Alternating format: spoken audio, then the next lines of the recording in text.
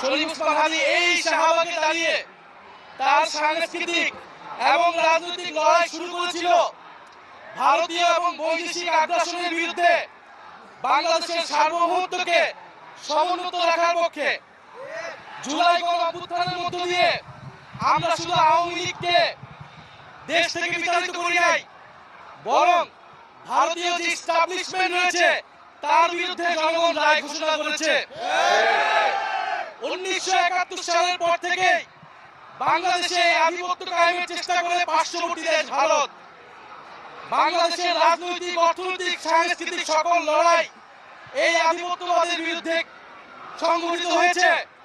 আমরা কখনো সফল হয়েছি, কখনো ব্যর্থ হয়েছি। জুলাই গণঅভ্যুত্থানের পরে আমরা আর ব্যর্থ হব না।